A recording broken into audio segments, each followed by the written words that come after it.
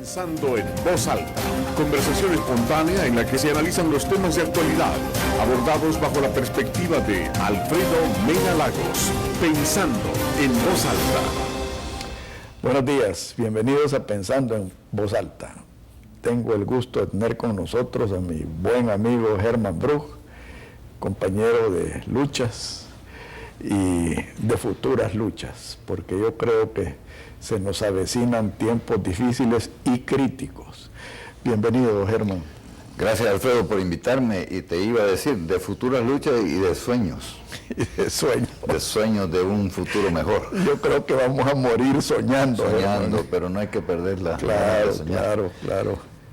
Germán, quisiera que me hicieras un análisis del estado de la mal llamada democracia aquí en El Salvador.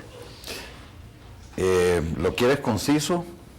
Y te lo digo en una palabra: desastroso.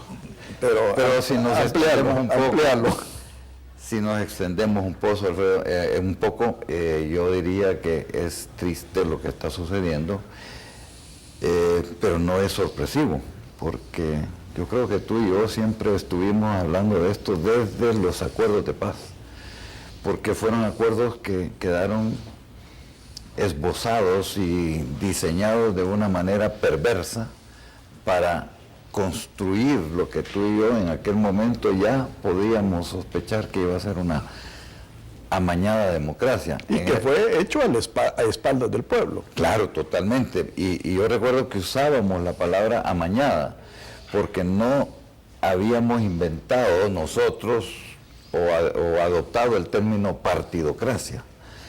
Pero yo recuerdo que incluso contigo hablábamos de la serpiente de dos cabezas, el FMLN por un lado y el Arena por el otro, que eran las dos cosas iguales, pero cabeza diferente de un mismo animal.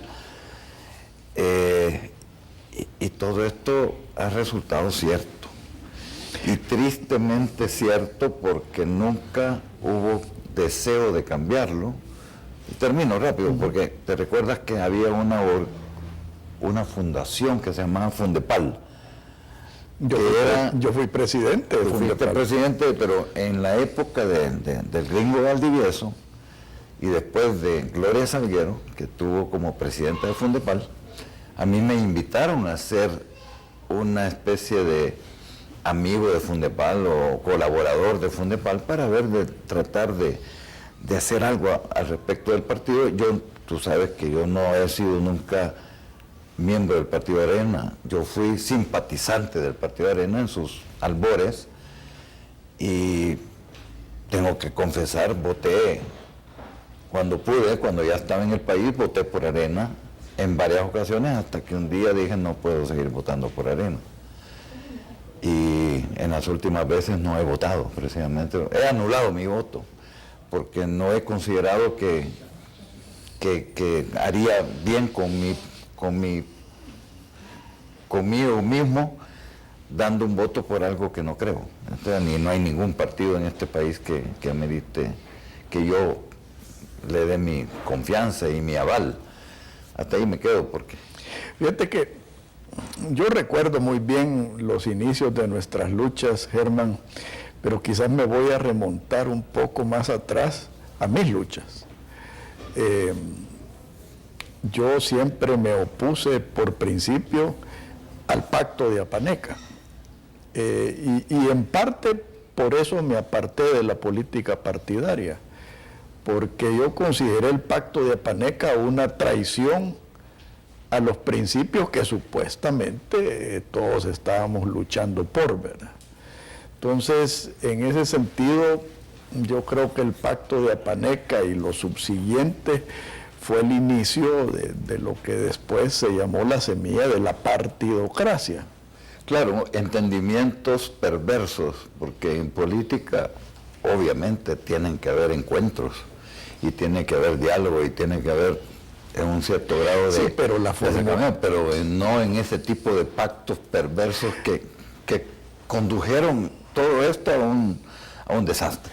No, y la formulación de la Constitución fue la semilla que germinó la partidocracia. Pues ahí prácticamente... Con el famoso artículo 85. Y prácticamente esa Constitución se diseñó para ser manipulada. O sea, para que la clase política pudiera manipular la política del país, generar privilegios y protecciones para la misma clase política. Y yo no sé si te pasa lo mismo que a mí, pero yo he discutido estas cosas con muchos de los constituyentes de esa época. ¿Te acuerdas que yo no estaba en el país? Por eso es que yo en su momento no puedo decir... ¿Tú en qué tiempo estabas en Chile? Yo estaba en Chile, sí. Así que yo conocía de estas cosas a distancia y me mantenía en comunicación con algunos personajes de la política acá, especialmente con aquellos que yo consideraba que tenían un cierto viso de más limpieza, ¿verdad? Ahí estaba Fortín Magaña, por ejemplo, al frente de lo que... el partido AD. ADECOS le decían. Que es donde militaba Freddy Cristiani. Freddy Cristiani salió de ahí para Arena. Pero quiero mencionar esto porque como yo estaba en Chile, estaba lejos, pero estando lejos podía ver un poco mejor la cosa que estando inmerso aquí adentro, ¿verdad? Entonces yo platicaba con mucha gente de acá de El Salvador y a mí no me gustó la Constitución, y cuando he tenido oportunidad de hablar con constituyentes, amigos constituyentes de esa época, les he hecho el reclamo y tienen todos la misma excusa. Es que en las condiciones que estaba el país y de la guerra y el peligro que había de que los que estaban fuera del sistema, que eran los señores de la guerrilla, se pudieran tomar, y por eso hicimos una redacción para prevenir, etcétera, etcétera. Eran todos excusas. La verdad que se hizo una Constitución, como tú decís, para manipularla, para manosearla al antojo y para permitir que la clase política se apoderara del país, y eso no es la idea, pues. Mira, para mí la característica principal de la partidocracia, ya volviendo al tema actual, tiene tres facetas. Uno, el mercantilismo. Segundo, la corrupción.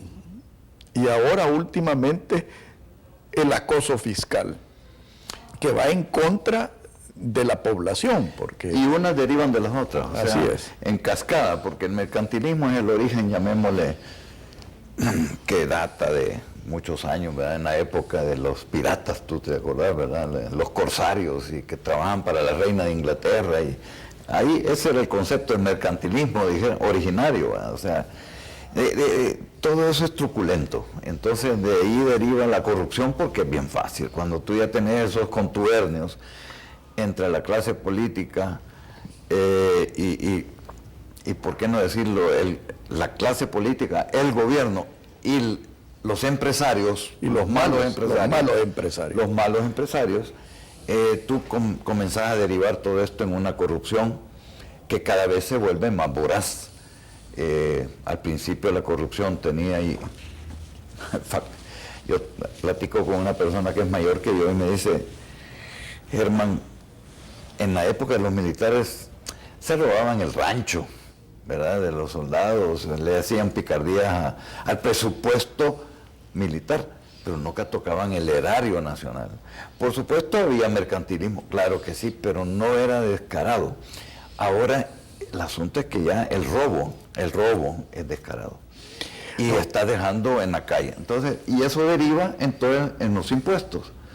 Después podemos hablar de los impuestos cuando son para financiar guerras. Y lo que están aquí es queriendo financiar una guerra que le llaman la guerra contra el terrorismo y contra la delincuencia y las maras. Pero son inventos, hombre. Son excusas para sacarle más dinero al pueblo. Ahora vamos al monstruo de dos cabezas, Germán. Yo comparto contigo y que muchos creemos que esta Arena y el FMLN son dos espejitos viéndose el uno al otro. Analizando el FMLN, tú ves como aquellos que eran guerrilleros, que eran flaquitos, ahora están gordos, como que son chanchos. Preguntémonos por qué, ¿verdad? Y no es solo porque comen bien, ¿verdad?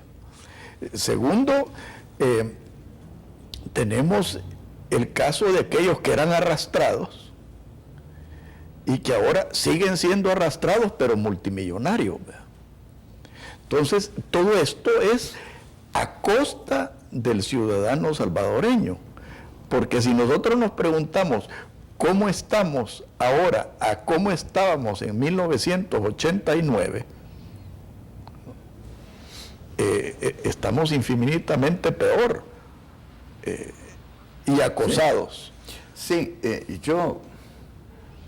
a mí me gusta ver esto en una perspectiva incluso más amplia, porque los orígenes de estos problemas están en la época en que habían acuerdos perversos y no sé si le puede llamar mercantilismo, yo creo que sí, entre lo que eran los militares que gobernaban y los malos empresarios que querían tener a los militares a su servicio. Entonces, ahí se construyó una alianza perversa entre tres grandes sectores, ¿verdad? Los militares, los malos empresarios y la Iglesia Católica. Y esto es heredado de la España misma, pues el mercantilismo es algo que nos llegó como herencia desde el momento que nos... De la colonia. De la colonia. Nunca logramos salir de eso, nunca logramos evolucionar, pero es Latinoamérica la que no ha logrado evolucionar. ¿Y qué es lo que hace la diferencia entre Latinoamérica y los Estados Unidos? Bueno, que ellos no heredaron estos factores mercantilistas. Los Estados Unidos se conforman por una razón diferente. No hubo una conquista de América, no fueron conquistadores, sino que fueron pioneros, los que vinieron huyendo de abusos de poder, de persecuciones religiosas y todo de Europa, especialmente de la parte norte de Europa, de Inglaterra y Alemania, etcétera. Tenían una concepción diferente de la religión. O sea, la católica es dejar todo en manos de Dios y la otra es ganarte el dinero y con el sudor de tu frente y con trabajo, la ética del trabajo protestante. Todos estos factores hicieron que los Estados Unidos se constituyeran en un país diferente. Y el progreso de los Estados Unidos no lo podemos negar, y de hecho se dice que es una de las democracias más saludables, o fue, porque yo creo que también están cayendo en ha habido cierto deterioro. Un deterioro bastante latente, pero nosotros nunca abandonamos esa concepción que nos vino de España, porque vino como conquista. Así que aquí lo que vino fue una perpetuación de aquello. No era que alguien huía de algo y que venían a un mundo mejor y a crear algo mejor, venían a explotar. Entonces, la explotación se mantuvo, un cierto grado de feudalismo, porque la verdad es que eso es, ¿verdad? Vinieron como feudales y después se constituyeron en finqueros, pero la misma cosa. Y al final de cuentas, el asalto a la propiedad privada fue obvio, siempre, ¿verdad? O sea, los capitales que se formaron a base de la expoliación que le hicieron a los campesinos, a los nativos y a los criollos, fue tremendo. Ahora, a eso hay que ponerle mucho estudio, ¿verdad? Porque tampoco hay que caer en el simplismo de que la colonia y la conquista fueron totalmente malos. O sea, yo creo que si no hubiera habido conquista y no hubiera habido colonización, estuviéramos muy mal. No sé, yo tengo mis dudas. Yo no sé si... Tengo mis dudas porque los que habitaban América eran indígenas, pero con mucho avance en algunas áreas, o sea... Sí, pero mira, yo no sé si tú escuchaste el discurso del Papa ante el Congreso de los Estados Unidos. Lo tengo grabado acá, pero no lo he podido escuchar. Yo sí lo vi completo, en vivo, y déjame decirte que aunque yo no soy muy simpatizante de este Papa, el discurso no fue tan malo. Así me dijeron. Creo que fue bastante respetuoso. Y debemos de aclararle a los que nos están viendo domingo de que aquí estamos grabando esto el día jueves, o sea, horas después del discurso. Por eso es que todavía no lo he podido... No lo has podido ver. Bueno, ahí él habló de la colonización de los Estados Unidos. Y si bien es cierto, se cometieron injusticias, pero el efecto de la colonización, y tú lo mencionaste, de gente que venía huyendo de persecuciones, gente que venía buscando libertad, es lo que ha hecho a los Estados Unidos grande. Claro. Y eso pudo haber pasado aquí en El Salvador. Con una mentalidad de emprendedora y de luchadores. Correcto, y eso pudo haber pasado aquí en El Salvador. Lo que pasa es que en el camino nos perdimos. En el camino nos perdimos en el sentido de que nunca superamos ese mercantilismo, nunca adoptamos la ética protestante, si la querés llamar así. Entonces, estamos como estamos. Ahora, veamos cómo estamos. Y solamente quiero hacer una pequeña acotación acá, porque estoy de acuerdo contigo en eso, pero por alguna razón España vino a explotar, a sacar fruto de este territorio para llevárselo. Esa es una mentalidad diferente. Los que llegaron a los Estados Unidos llegaron a trabajar esos frutos. Yo me estaba refiriendo a lo que sucedió post-independencia. Sí, estoy de acuerdo, por eso que solo quería hacer esa acotación, no porque cuando tú venís y el gobierno de España te está exigiendo que le mandes todo, o sea, para allá, sí, pero entonces aquí te quedas entonces haciendo algo indigno, porque si uno te está robando allá, dices, bueno, yo le voy a robar a los de acá, y eso es parte de la semilla del mal. Profundicemos un poco en el post-independencia, la lucha entre los liberales y los conservadores. Yo creo que los liberales, encabezados por Barrios, que introdujo el café aquí, liberó la economía, o sea, generó prosperidad, le dio sentido económico al país. El problema es que no se le dio sentido político. No se le dio sentido político, y para explicar esto, porque hay mucha gente que confunde el término político, el sentido político no quiere decir la politiquería, sino que el sentido de llevar esto y convertirlo en un beneficio para las mayorías también, o sea, y para el país. En ese sentido, esto me abre las puertas al próximo segmento, porque a mí me gustaría que discutiéramos el negocio en que se ha convertido la política en este país, y negocio de ambos lados, sí, del FMLN y de esta arena. Por favor, no nos cambie, ya volvemos.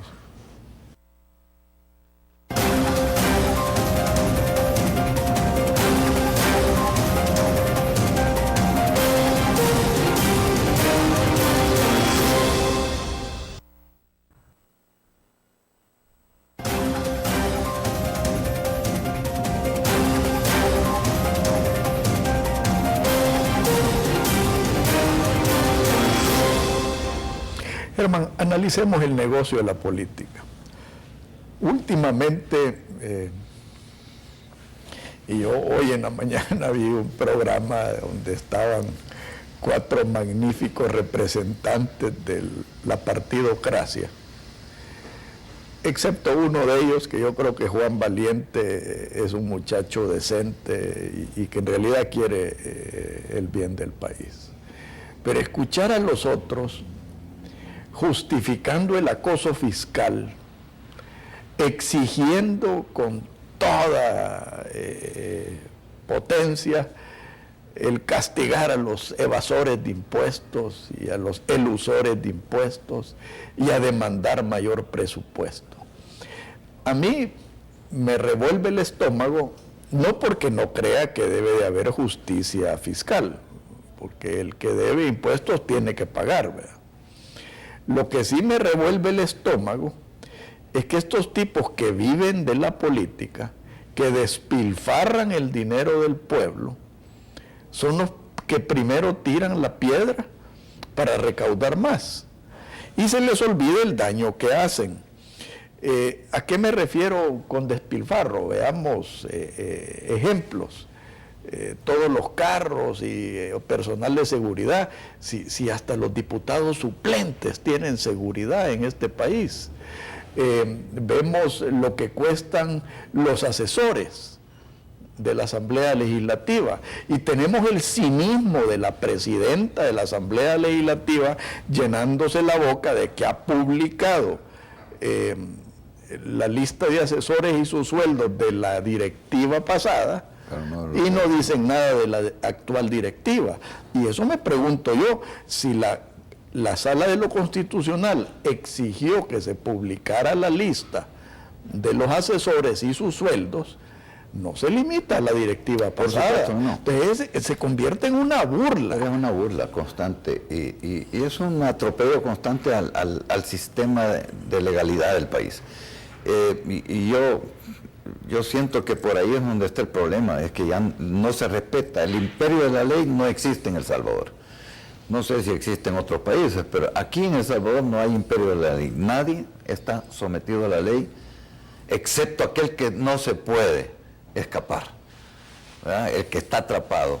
Fíjate que con esto de los impuestos yo quería hacer una analogía de aquello que el consejero de Luis XVI, creo que fue, que le dijo, no le ponga más impuestos, no le ponga impuestos a los ricos porque lo van a destronar. No le ponga impuestos a los pobres porque no tienen más que sacarle, o sea, no tienen de dónde. Pero usted agarre a la clase media, porque a esos no les queda más que chillar, pero van a pagarlos porque la clase media, ¿verdad?, va a seguir siempre luchando por mantenerse ahí. Entonces siempre van a ver la manera de salir y siempre van a tener dinero para pagar. Entonces a mí me preocupa eso, Alfredo, porque lo que hay que pelear es el concepto del impuesto, uno, y hay que luchar por eliminar el despilfarro. Ese que tú dices, ese es el más pequeño de todos. Ese es el aparente, ese es el que la gente entiende. Pero los grandes despilfarros para mí son esas decisiones tan nefastas como construir un chaparral y pagar 103 millones adelantados por algo que no funciona. Eso veámoslo. No, pero son millones de millones. Son millones de millones y también da cólera. Yo hoy en la mañana escuché a unos diputados diciendo de que los excesos de la Asamblea Legislativa eran minúsculos, sí, comparado a lo que se necesitaba para combatir la criminalidad. Pero yo también hace un par de días leí un artículo hablando del gobierno de Mauricio Funes, que tuvo a su disposición cientos de millones de dólares en gastos discrecionales. Sí. También he escuchado diputados de Arena hablando como que si en Arena se respetaron todos, cuando todos los presidentes han salido millonarios. Por eso digo, es que el problema ya no cabe en la definición de despilfarro, cabe en la descripción de la rapiña al Estado en general, al país en general, y el costo que eso le infringe al país entero. A mí lo que y digo porque lo estamos sintiendo ya, o sea, ya existe una cuestión que se volvieron aves de rapiña, hasta los profesionales, Alfredo. Tú ya no ves un profesional, y voy a hablar en general, sabiendo que hay excepciones, ingenieros, médicos, abogados, ya no se diga, y todo, que ya están ahí al acecho a ver dónde te clavan. Mira, es triste ver a los médicos que aunque no tengas nada te mandan al quirófano para sacarte dinero por una operación. En general estoy hablando sabiendo que hay excepciones honrosas, pero muy pocas. Pero vaya, esa es una conducta personal. Así como tú dices, pero si esto se traduce en todo el quehacer político se vuelve una atmósfera y una cultura de rapiña. Entiendo eso. Claro. Pero veamos las consecuencias de lo que esta rapiña de la partidocracia y quienes se benefician de ello, que no solo son los políticos, ha derivado en una crisis de seguridad, ha derivado en una crisis en salud, ha derivado en una crisis en educación. Sí. O sea, ¿cómo podemos ver a nosotros, a la clase política, andando en vehículos de lujo y no sé cuántos seguidores y no sé cuántos guardaespaldas, y tenemos a policías empujando un picapito que se les quedó por garnacha? Vemos el despilfarro de esta gente de la clase política pidiendo un aire acondicionado nuevo para la Asamblea Legislativa, y los quirófanos del Hospital Rosales que no pueden hacer operaciones porque no tienen aire acondicionado. Y vemos nosotros a estos rapiñosos condenando a los evasores y a los elusores, y condenando de que no hay una sociedad de oportunidades, y el estado de la educación, empezando por la infraestructura y siguiendo por el sistema. La preparación de los profesores, que está desfasada. No solo desfasada, está destruyendo el futuro de nuestra juventud. Por eso, pero porque la preparación de los profesores está desfasada. ¿Cómo puede un profesor enseñarle a un niño en el siglo XXI, que además aprende diferente? Porque esos niños ya tienen celular y tienen acceso a internet en muchos casos, porque van a un cibercafé, etcétera, y saben más que el profesor, pues, o sea, saben más que el profesor cuando llegan a la clase. Ahora vamos al próximo escenario, los efectos económicos de esto, la falta de inversión y el desempleo. ¿Cómo va a venir alguien a invertir aquí en El Salvador con el mensaje que se está enviando del acoso fiscal? Ya están hablando de enviar a gente, a contribuyentes, a la cárcel por falta de pago. Yo no quiero pensar que esto se puede convertir en una cacería de brujas, claro que sí, de aquellos que no están de acuerdo con el gobierno. Ese es el objetivo. Yo estoy de acuerdo en eliminar y minimizar la evasión de impuestos. Alguien lo dijo muy bien, lo vi en una frase dicha por una persona que me hizo todo el sentido del mundo. O sea, si tú debes 20 pesos, esos 20 pesos no prescriben, porque además están quitando la prescripción. Entonces no prescriben, toda la vida están ahí y tú puedes ir a la cárcel por esos 20 pesos. O sea, yo cometo un error en la declaración, que puede suceder.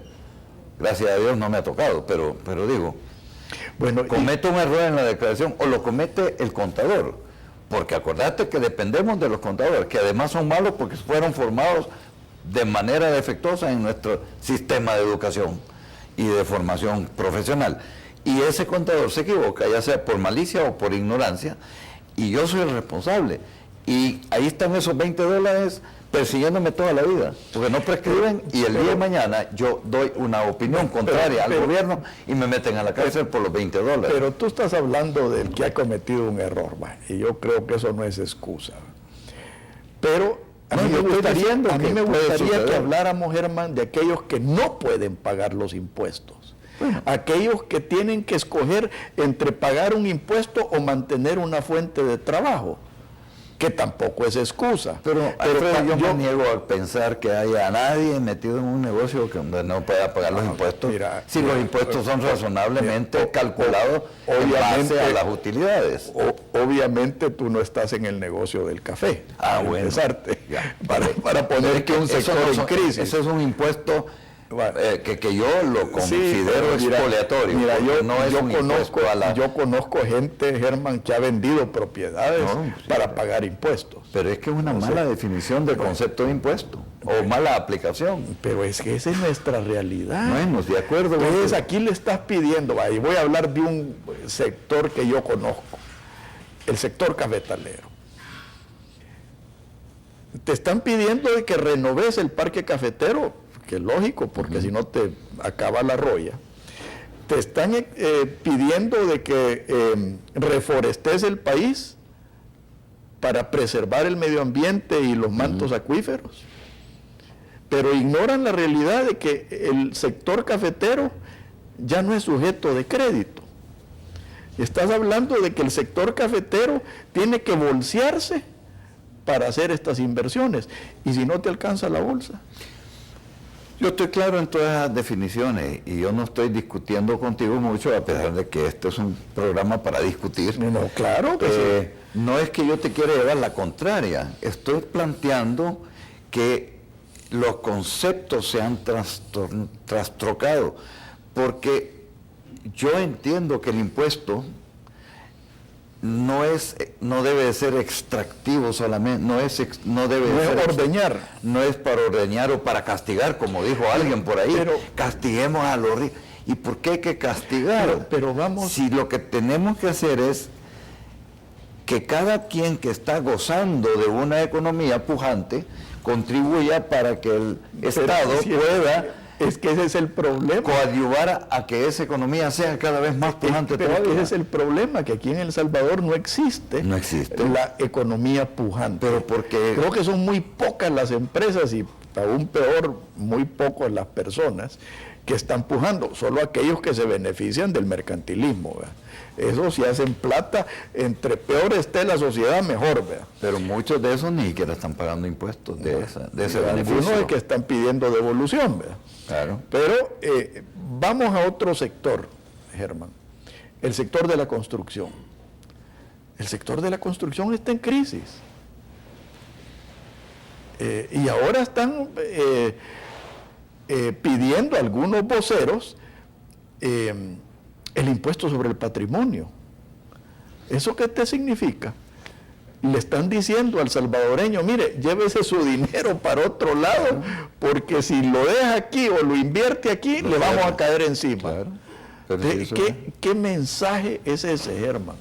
No es ningún mensaje positivo, pero la verdad es que por eso es que estamos en el estado de que estamos postrados, porque la verdad es que, pero yo quisiera invitarte a que hablemos también no solo de criticar esa falta de inteligencia que hay en la partidocracia, porque ambos partidos o todo el espectro de partidos están en ese juego. Quiero que hablemos de nosotros los ciudadanos, porque tenemos toda la culpa del mundo por el estado de cosas. Dame chance, porque yo quiero ir paso por paso, y ahí vamos a llegar. Ese es el tercer segmento. Okay. Pero antes de pasar al tercer segmento, me gustaría que analizáramos el efecto político de lo que está sucediendo. Y el efecto político es el cansancio ciudadano, el rompimiento institucional y la falta de un Estado de Derecho. Ejemplos. El otro día escuché que Medardo se fue a meter a un lugar ahí y que se le echaron encima los correligionarios del frente, exigiéndole una explicación por el impuesto a la telefonía y todo lo que están haciendo. Le fue muy mal. Y vamos al otro lado de la moneda, el descontento que hay en Arena por la imposición de Velado y sus secuaces.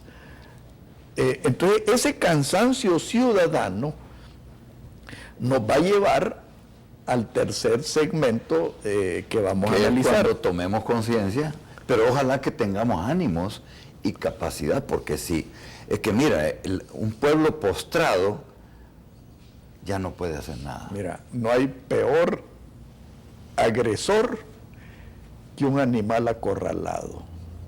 Y aquí están acorralando al pueblo. Pero acorralar a un tigre que lo tuviste 6 meses sin comer y que está escuálido y ya posiblemente no se puede mover, ya no logras hacer que ese animal se defienda, Alfredo. Y a eso quiero llegar yo, que no debemos de esperar mucho a estar postrados. Vamos a analizar el ejemplo de Guatemala. Y si tenés un minuto, por favor, ya no penses en bien de las buenas intenciones de nadie. En alguna ocasión dijiste que Velado es una buena persona, una buena adquisición en un programa acá y en otro lugar. Habrá sido hace años. Y mira dónde estamos. Así que Juan Valiente se lo va a comer la partidocracia. Eso es lo triste. Ojalá que no, vea. Pero sí, me gustaría en el próximo segmento, Germán, que analicemos el ejemplo de Guatemala. Porque nos están llevando a lugares peligrosos. También. Por favor, no nos cambie, ya volvemos.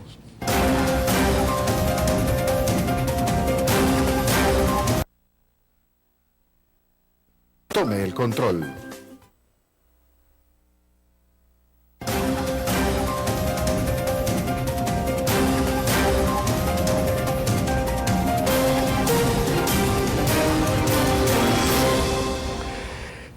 Germán, el pueblo de Guatemala se rebeló y creo que lograron lo que yo pensé que era imposible, sacar a un gobierno de una manera democrática, porque en realidad se hizo en democracia. Y pacíficamente. Y pacíficamente. ¿Qué piensas tú de ese ejemplo? Pues mira, yo tengo el cerebro bastante apretado de confusión, porque por un lado estoy totalmente de acuerdo de que el pueblo se movió, se movilizó, lo hizo con altura, con mucha elegancia y sin agredir a nadie, hasta con simpatía y con creatividad. Sacaron a dos corruptos grandes, a dos peces, y están metiendo a la cárcel a un montón más. Jueces están metiendo a unas juezas ahí corruptas, etcétera, etcétera. Pero a lo que quiero llegar yo es que todo eso lo hizo el pueblo, pero no tenía un plan, no tenía un follow-up. Y ahora no saben qué va a pasar. Yo vengo de allá, estuve allá 3 días, y estoy conversando con varios guatemaltecos, gente pensante, que dicen, estamos contentos de lo que ha sucedido, pero estamos muy temerosos de lo que va a venir, porque las elecciones están entre dos personajes, que una es una corrupta ya aprobada, no, y el otro es y es que a esa corrupta te estás quedando corta, ¿verdad? Sí, no, o sea, ya aprobada. Bueno, acuérdate que esta mujer perteneció a una organización, yo sé, que fue la que secuestró a la señora Botrán y asesinaron a la señora Llamémosle Botrán, corrupta, ¿verdad? criminal. Yo no la voy a acusar de criminal, pero lo dijeron, cuando el río suena, crimen. Cuando el río suena, el secuestro es un crimen. Y aparentemente hay evidencia de eso, pero dejémosla en corrupta. Y el otro fulano, que es un personaje de la farándula, de la televisión, simpático, un cómico, el equivalente de nuestra Tenchis, pero que no tiene ninguna experiencia política. Pero es que va a ser presa de los que saben cómo se hace la picardía. Pero espérate un momentito. Va a ganar las elecciones, y entonces pero espérate un momentito. Yo te aconsejo que estudies un poco más a Jimmy Morales. Jimmy Morales no solo es un cómico. El tipo tiene maestrías, Estoy consciente, Alfredo, pero mira, tengo que hablar con la gente para que me entiendan. La maestría no sirve de nada, porque solamente te puede permitir hacer mejor la trampa y la corrupción. Lo que te quiero decir es de que no es un ignorante. No, pero es que mira, es que no estoy queriendo decir que ningún gobierno es el responsable de lo que pasa, es el gobierno con sus ciudadanos. Entonces estamos hablando de estructuras. Entonces, si va a llegar cualquier persona que llegue a una estructura que está corrompida, por muy buenas intenciones y muy buena preparación, no va a lograr. Bueno, a eso te quería llevar. Y entonces el mal puede ser, el efecto puede ser peor. Pero a eso te quería llevar, Germán.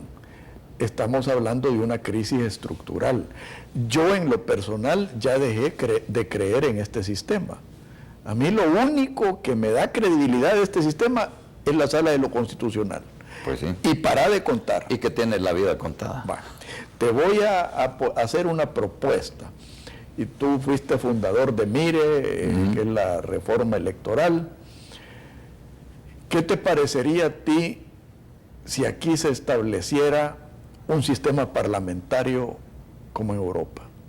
Que hubiera un presidente, un primer ministro, y que hubieran votos de confianza, a donde si el gobierno pierde la confianza del establecimiento, se pueda cambiar de una manera democrática. Alfredo, yo te voy a contestar de que no puedo ni siquiera atreverme a decir lo que yo puedo pensar, porque no creo en importar cosas que pueden suceder en otras partes, porque el sistema parlamentario europeo fue forjado de abajo para arriba.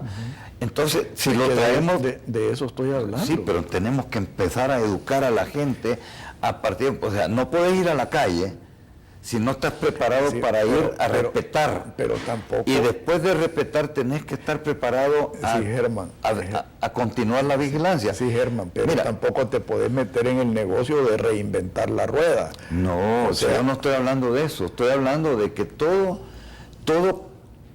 esfuerzo de construcción, por supuesto que yo entiendo que no vas a construir con bajareque cuando ya hay tecnología que te dice que puedes construir de maneras más estables, más antisísmicas, más rentables, etcétera, y entonces importás conocimientos, pero tiene que ser la gente la que lo haga, porque si tú traes esa construcción y se la pones a la gente no está acostumbrada a entender de qué se trata, entonces tampoco va a servir esa construcción. Yo no creo en importar estructuras que no han sido diseñadas por la misma gente, no han sido discutidas, no han sido absorbidas por la gente. Porque si no, lo que puede pasar es que Guatemala va a tener un nuevo presidente, la gente se va a ir tranquila a las casas porque ya lograron lo que querían, votar a los dos corruptos, y dentro de 6 meses, un año van a estar en lo mismo. Pero posiblemente este nuevo presidente y esta nueva estructura se van a curar en salud. Entonces, y ya no van a permitir. Entonces, ¿qué es lo que propones tú, Germán? Yo estoy enfáticamente proponiendo que los ciudadanos comencemos a organizarnos, pero de manera estructural, a discutir y a diseñar el tipo de democracia que queremos, el tipo de gobierno que queremos, y poner la presión suficiente para que eso se logre. Y tenemos a escasos 3 años porque la Sala de lo Constitucional nos puede acompañar en esos esfuerzos. No va a ser la clase política. En la Asamblea no va a pasar nada.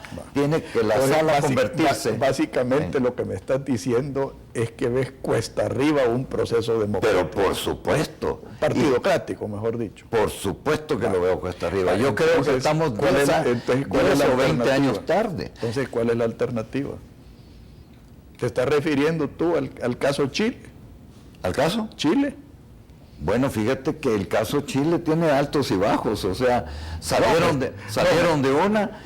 yo me estoy refiriendo al general Pinochet. Por eso, salieron de una, tuvieron 16 o 20 años de una dictadura, dicen unos, pero yo que vivía allá... Dicta blanda. Dicta blanda, y que logró resultados positivos para el país y para la gente, y que ahora, después de varios gobiernos que hicieron el intento de comportarse respetuosamente con ese sistema que era bueno para la gente, ya terminaron destruyéndolo. Porque todo lo bueno...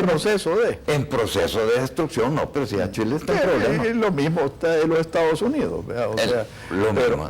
Pero mi punto es hacia dónde nos están empujando. Y tenemos dos pullas. Sí. La primera puya es el ejemplo ALBA. O sea, lo que está sucediendo en Venezuela, en Ecuador, en Bolivia, en Nicaragua, a donde una cúpula socialista, populista, está explotando a sus pueblos, coartándole la libertad, cerrando medios de comunicación, estableciendo reelecciones perpetuas, en fin, destruyendo la democracia. Y por el otro lado, tenemos la otra puya, que es una partidocracia corrupta, como la que tenemos ahorita, que también ha desencantado al pueblo. Pero a mí me gustaría pensar que entre la partidocracia y el pueblo, que tiene poca capacidad de accionar, porque no tienen ni la educación ni la formación, ni entienden muchas veces lo que está pasando, hay en medio una clase pensante, una clase profesional que podría... Impotente. Que podría empezar a replantearse de que es tiempo de comenzar a decir las cosas como son y no pensar en que tal vez no me conviene decirlo porque me pueden agarrar por aquí o me puede quitar un negocio por allá. Germán, pero ¿cuánto tiempo va a tomar y a qué costo? Pero hay que empezar, Alfredo. Yo no estoy diciendo de que no nos empecemos a rebelar. Yo lo que me estoy diciendo es que debemos de enfocarnos en objetivos claros a mediano plazo. Pero yo no veo cuál es el objetivo claro en criticar a las estructuras de arena que no van a hacer nunca nada por cambiar, porque ya están metidos en eso. Las del FMLN igual y los que están en el gobierno robando igual. Entonces, ¿qué me queda? pegarle a la conciencia del ciudadano. Y voy a empezar por las capas que están medianamente más permeables que otras. Las más permeables para mí son aquellas que hemos tenido el privilegio de ir al colegio, de salir del colegio, de ir a la universidad, y que aunque tengamos cierta inclinación a ser corruptos, que hagamos un acto de contrición y decir, bueno, pero ya es tiempo de que dejemos de ser un poco corruptos y pongamos un poco de orden en las cosas. Sí, pero no lo veo de otra manera, Alfredo. No, de verdad te digo, yo he pasado muchas horas, no solo pensando y no que discutiendo esto, con mucha gente como tú y otros, y seguimos igual y cada vez peor. Si empezamos a hablar de esto hace 20 años, Alfredo. Sí, bueno, y vamos a tardar nosotros 20. Pero si es que en 20 años no logramos hacer nada. ¿Qué te hace creer a ti que entonces, ahora sí lo vamos a lograr? Entonces creo que lo que estábamos haciendo mal debemos de dejar de ver, lo que es criticar. Tenemos que empezar a buscar actuación y acción. Pero mira, Germán, ¿tú crees que estas marchas, que yo estoy completamente de acuerdo con ellas, tú mismo me lo acabas de decir, en Guatemala se tradujo en un cambio de gobierno, pero tú mismo me acabas de decir que están pensando seriamente que no ha terminado que han hecho, que tienen que seguir vigilando, que han hecho, porque es que una cosa es vigilar y otra cosa es someterse. O sea, y aquí te voy a poner de ejemplo lo que está sucediendo en Arena. ¿De qué nos sirve vigilar cuando la cúpula de Arena, los dueños del partido, han manipulado un mandato de un congreso de Arena?